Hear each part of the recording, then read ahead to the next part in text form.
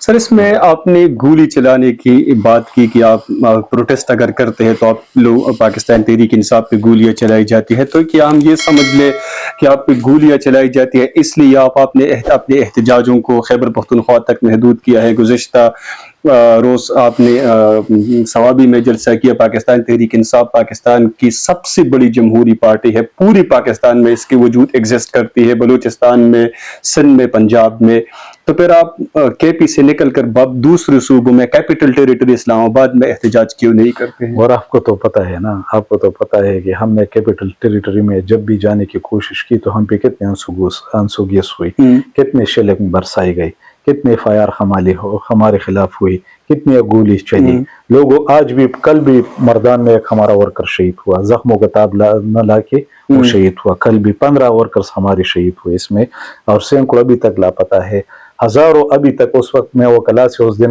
Meeting کر رہا تھا، تقریباً 2000 کے نزدیک ابھی بھی ورکر پنڈی میں اور اٹک میں اور مختلف جیلوں میں پڑے ہوئے ہیں۔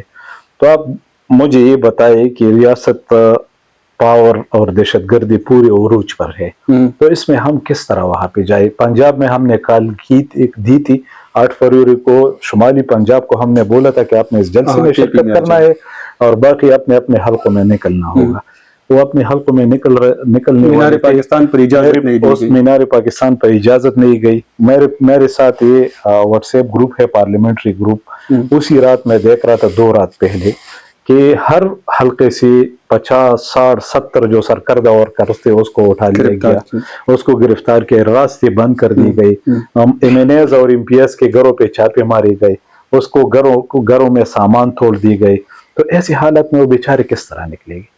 پنجاب والوں کے ساتھ جو ظلم ہو رہا ہے، تو میں تو کہتا ہوں نہیں، یہ کشمیر میں یہ ظلم ہے، کشمیر کی بات تو ہم کرتے ہیں لیکن یہ کشمیر سے بھی زیادہ ظلم ہے۔ تو اس طرح کے ظلم میں وہ کیسے نکلے گی؟ افسوس تو اس بات ہے، آج نوجوان مایوس ہے۔ اب دیکھتے کبھی اٹلی میں کشتی میں سینکڑوں کی تعداد میں پاکستان مرتے ہیں، کبھی ایک ملک میں، کبھی دوسرے ملک میں، کبھی ترکی سے جا کے، کبھی ایران سے جا کے اتنے نوجوان ہمارے شہید ہو جاتے ہیں۔ کیوں؟ وجہ کیا؟ لوگ مایوس ہے، اس ملک کو کیوں چھوڑ رہے ہیں؟ اس ملک میں رول آف لا نہیں ہے، قانون کے حکمران نہیں ہے، اس ملک میں لوگوں کی عزت اچھالی جاتی ہے۔ کم از کم ہم جو یہ فائٹ کرتے ہیں، ہم رول آف لا کے لیے، کانسٹیٹیوشن کے لیے، اس ملک میں انصاف لانے کے لیے، ہم اس کے لیے لگے ہوئے ہیں۔ ہم ملک دشمن نہیں، نہ ہم، میرا لیڈر ملک دشمن ہے، اس نے گراؤنڈز میں بھی اس ملک کی خدمت کی تھی، اس نے کھیلوں کے میدان میں بھی اس ملک میں خدمت کی تھی، اس نے سوشل سیکٹر میں بھی اس ملک کی خدمت کی ہے، کینسر کے مد میں ہو، ایجوکیشن کے مد میں ہو، ہیلتھ کے مد میں ہے، اس ملک کی خدمت کی۔ اس نے وزیر اعظم ہو کے بھی غریب کی بات کی تھی۔ وہ اس ملک کو ترقی یافتہ ملک دیکھنا چاہتے ہیں، لیکن بدقسمتی ہماری یہ ہے کہ ایک لیڈر جس کے منہ میں زبان ہے، اس لیڈر کو آپ نے جیل میں ڈالا ہوا۔ سر آپ نے 2014 میں 126 دن کا دھرنا دیا تھا، آپ کے پیچھے پاکستان تحریک انصاف کے پیچھے پس پردہ قوتیں تھی، تو 126 دن کا دھرنا دیا۔ اب آپ کو 1 دن کے دھرنے کا یا احتجاج کی اجازت نہیں دی جاتی ہے، آپ اسلام آباد نہیں جا سکتے ہیں احتجاج کے لیے، اگر جاتے ہیں تو آپ پہ انسوگے اور گولیاں برسائی جاتی ہیں۔ تو کیا آپ یہ نہیں سمجھتے ہیں کہ سسٹم آپ کے خلاف ہے، اور جب تک آپ سسٹم کے ساتھ ڈیل نہیں کرتے ہیں، آپ سسٹم سے فیور حاصل نہیں کر سکتے ہیں، تو خان صاحب بھی جیل میں ہوگا، پاکستان تحریک انصاف پہ مزید برا وقت آئے گا، اور پارٹی کے لیے مشکلات بڑھے گی، تو آپ ڈیل کیوں نہیں کرتے ہیں؟ میری بات سنو، یہ فوج بھی ہماری ہے، یہ ادارہ بھی ہمارے ہے، اور عوام اور ادارے کے درمیان جو خلیج پیدا ہو گئی ہے، جو فاصلے بڑھ گئے ہیں ان فیصلوں کی وجہ سے۔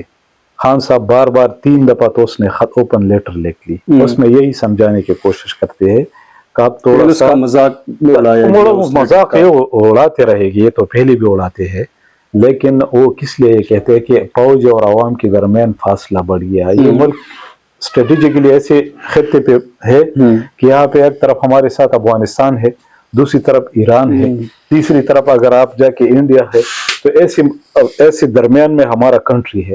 یہاں پہ فوج بھی مضبوط ہونی چاہیے، ادارے بھی مضبوط ہونے چاہیے، اور یہاں پہ امن و امان اور قوم کو بھی متحد ہونا چاہیے۔ عمران خان جو یہ خط لکھ رہے ہیں، اس میں صرف اس بات کی سمجھانے کی کوشش کر رہے ہیں کہ اس ادارے کو مضبوط ہونا چاہیے، اس فوج کو مضبوط ہونا چاہیے۔ ہم نے 126 دن کا دھرنا دیا تھا، کوئی ایک گملہ کسی نے توڑا تھا؟ کوئی نقصان پی سی پہ حملہ کیا تھا, سپریم کورٹ پہ حملہ کیا تھا, پی ٹی وی پہ کوئی کیسے حملہ کہہ رہی ہے کہ نہیں نہیں, پی ٹی وی پہ جو حملہ ہوا ہے وہ آپ بھی سمجھتے ہیں کہ کس نے کیا تھا. پی ٹی آئی کا ایک ورکر, پی ٹی آئی کا ایک, اب ہم جو 9 مئی اور 26 نومبر کی جوڈیشل کمیشن مانگ رہے ہیں نا, کس لیے مانگ رہے ہیں؟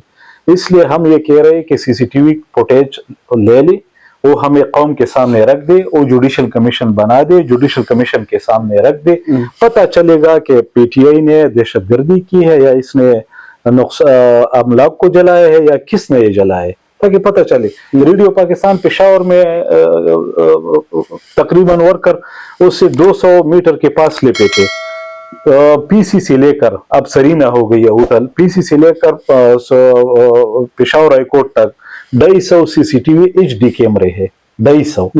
اس کی فوٹیج نکالے جائے نا. 200 میٹر کے فاصلے پر ورکرز احتجاج کر رہے تھے اور ادھر 6 فلور پہ آگ لگ گیا. وہ آگ کس نے جلائی, وہ کون تھے؟ یہی بات تو ہم کہنا چاہتے ہیں کہ اس پہ جوڈیشل کمیشن بنائے جائے اور ان چیزوں کو اور یہ کبھی بھی نہیں بنے گی, اور یہ نہیں بنے گی. ہم سمجھتے ہیں کہ کیوں نہیں بنے گی, کہ حق اور سچ لوگوں کے سامنے آ جائے. ٹھیک ہے.